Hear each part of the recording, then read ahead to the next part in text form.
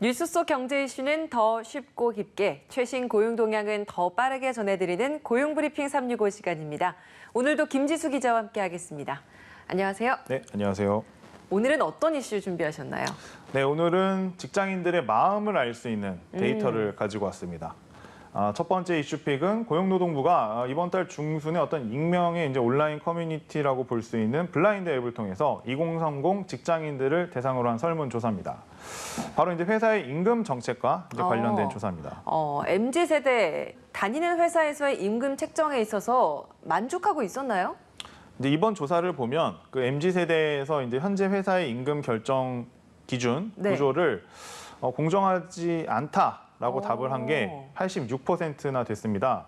공정하다는 응답은 5%에 그쳤습니다. 그러면 공정하지 않다라고 본 이유가 뭐였나요? 네, MZ세대는 이제 공정을 기준으로 삼는다, 공정을 최우선 기준으로 삼는다, 이제 이런 이야기 많이 하죠. 이제 월급도 마찬가지였습니다. 이제 업무 성과를 보고 임금을 책정해야 한다, 이제 이런 응답이 가장 높았던 거고요. 이제 2위는 담당 업무, 다음으로는 이제 개인 역량, 이제 이런 기준들을 이제 제시를 한 거죠. 근데 사실 상당수의 대기업들이 현재 임금 결정 근거를 근속 연수로 하고 있잖아요. 이런 현재 상황과 비교를 해보면 완전히 다른 답이 나온 거네요. 네, 아무래도 아직까지 그 많은 기업들이 그 근속연수 말씀하신 그 기준으로 연차가 올라가고 이제 그에 따라서 이제 보상 체계가 올라가는 그런 구조를 가지고 있죠. 이렇다 보니까 이제 조사에서 이제 성과와 무관하게 보상을 하는 그런 기준이 정해져 있어서 열심히 일을 하면 오히려 바보가 된 기분이다. 이런 불만도 나오고 있습니다. 네. 경력만 쌓인다고 일을 무조건 더 잘하는 것은 아닌데 이제 거기에 따라서 이제 승진까지 따라오는 경우가 많다 보니까 이제 부당하다는 주장이 있는 거죠. 경력과 능력, 업무 성과가 항상 비례하는 것은 이제 아니니까요. 네, 맞아요. MZ세대는 기성세대보다 훨씬 더 공정한 보상 그리고 근로시간을 중시하는 경향이 있는 것 같습니다. 네, 이제 한국경영자총협회가 바로 이 MZ세대 구직자에게 이제 괜찮은 일자리 판단 기준을 그래서 한번 물어봤습니다. 네. 그랬더니 1위가 이제 워라밸 가능한 일자리 답이 나왔고요. 이제 근소한 차이로 2위가 공정한 보상이 이루어지는 일자리가 이제 꼽혔습니다. 그러니까 MZ세대가 이제 기성세대보다는 공정이라는 가치에 더 민감한지 얼마나 더 민감한지 좀 느낄 수 있는 부분이죠. 네, 이렇다 보니까 회사의 주축 인력이 되고 있는 MZ세대가 직접 회사에 다양한 요구까지 하고 나섰다고요? 네, 이제 그런 특성이 이제 현장에서도 좀 반영이 된 걸로 볼 수 있습니다. 반도체 회사에 입사한 지 한 4년 정도 된 직원이 성과급 산출 방식, 계산법을 밝혀라 이렇게 바로 최고 경영자에게 이메일로 묻는 일도 있었고요. 공공기관의 MZ세대 직원 모임은 이제 비정규직을 직고용을 추진하는 경우에 그런 상금 노조에 오히려 좀 반발하는 뭐 그런 이제 반대 광고를 게재하는 일도 있었습니다. 여러 가지 의미에서 이제 결과만이 아니라 어떤 과정의 공정성도 계속해서 이제 주목하고 있는 그런 사례들로 볼 수 있습니다. 네. 자, 기성세대와는 다른 가치관, 공정을 최우선 가치로 내세운 MZ세대. 앞으로 우리 노동시장을 또 어떻게 바꿔놓을지 기대가 됩니다. 네, 아무래도 이제 기존에 이제 말씀하셨던 MZ세대가 이제 공정에 좀 민감한 세대이다 보니까 단순한 어떤 연공 서열에 따른 그런 그 기준을 좀 부정하는 경우들이 있습니다. 네. 직무 성과에 좀 걸맞는 보상이 필요하다. 그렇게 이제 보상 체계를 바꿔달라 요구가 있었고, 실제로 이제 지난해 LG전자와 SK 같은 기업에서는 이제 젊은 직원들이 그 깜깜이 성과급 산정 방식을 계속해서 이제 불만을 제시하자 성과급 제도를 좀 새롭게 내놓기도 했고요.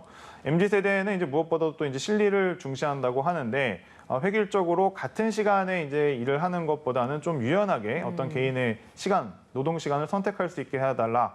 그런 시스템적 요구도 하고 있습니다. 네. 최근에 이제 각 회사에서 그래서 이제 유연근무제, 재택근무제 등을 계속 운영하는 이유이기도 합니다. 네, 이런 MZ세대들의 가치관에 발맞춰서 노동시장도 많이 변화하고 있는 것 같습니다. 두 번째 이슈픽 어떤 주제 가져오셨나요?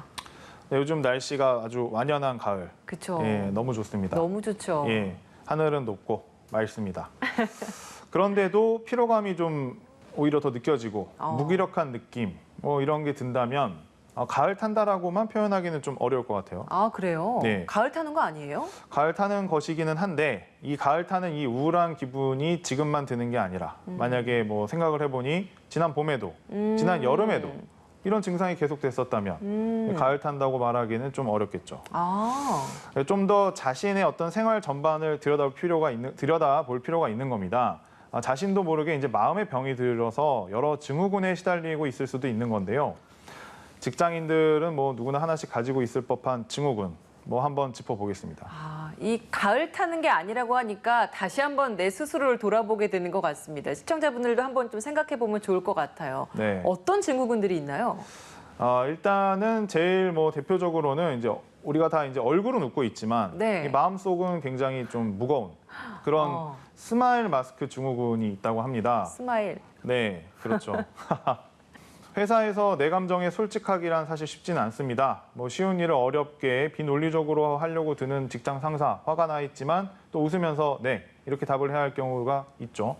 또 상사가 이제 퇴근을 한 후에 전화를 해도 그만 하고 말하고 싶지만 네, 하고 또 정중하게 받을 수밖에 없죠.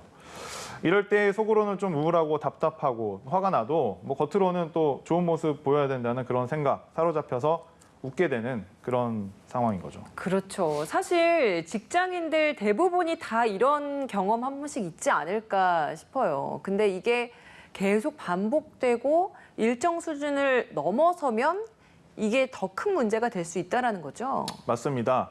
물론 뭐 사회생활을 하다 보면 뭐 있을 수 있는 일이겠지만 전문가들은 이 상태가 너무 오래되면 뇌의 시상하부가 영향을 받아서 우울증으로 이어질 수 있다 이렇게 지적을 하네요. 그러면 이런 증상을 완화하려면 어떻게 해야 될까? 그 답답한 마음을 이제 전문가와 한번 직접 상담을 받아보는 것도 좋을 것 같고요. 네. 또 혹은 자신의 감정을 좀 더 자유롭게 표현할 수 있는 이제 친구나 가족을 만나서 이야기하는 것 도움이 될 수 있습니다.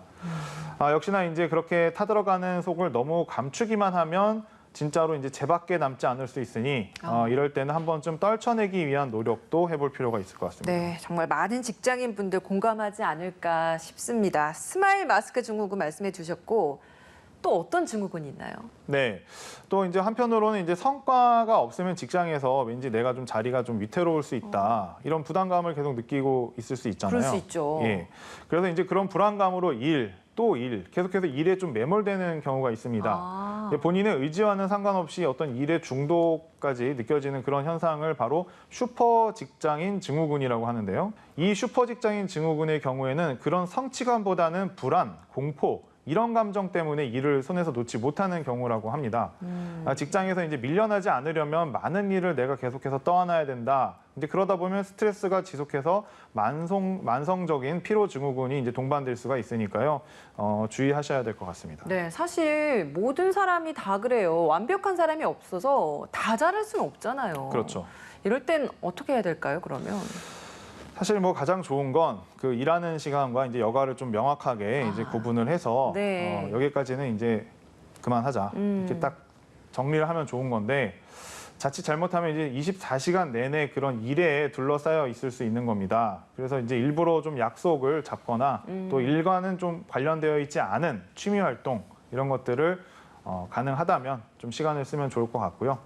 그리고 일을 정말 쉴 새 없이 오래 하다 보면 또 이렇게 눈이 좀 침침해지는 그런 경우가 있지 않을까요? 그렇죠, 있죠. 보통 눈 빠질 것 같아라는 표현도 하잖아요. 네. 이때 보면 한참 뭔가에 집중하다 보면 눈이 아프더라고요. 네, 맞아요. 근데 이것도 일종의 이제 증후군이라고 합니다. 그래요? 예. 그래서 이제 온종일 쉴 틈 없이 이제 업무에 좀 시달리고 나면 이제 눈이 피로하다 이렇게 느끼는 것이 있는데 이것을 넘어서서 좀 시력이 좀 떨어지는 것 같다거나 이제 사물이 좀 겹쳐 보이는 그런 경우가 있거든요. 네. 예. 그래서 이렇듯이 이제 눈이 침침한 증상이 오래가고 충혈이나 염증이 자주 생기는 증상을 만성 침침 증후군이라고 이제 합니다. 스트레스를 많이 받으면 코르티솔 등 특정한 호르몬의 분비량이 늘면서 자율신경계에 영향을 받아서 생기는 거라고 하는데요. 모든 해결책은 일단 스트레스 관리입니다. 네, 맞습니다. 오늘도 열심히 일한 여러분의 마음 상태는 어떤가요? 누구보다 가장 배려받고 존중받아야 할 존재는 바로 나 자신입니다. 오늘도 자신의 마음을 가장 잘 알아주는 게 필요하지 않을까요? 김지수 기자와 함께했습니다. 고맙습니다. 네, 감사합니다. 지금까지 고용브리핑 365였습니다.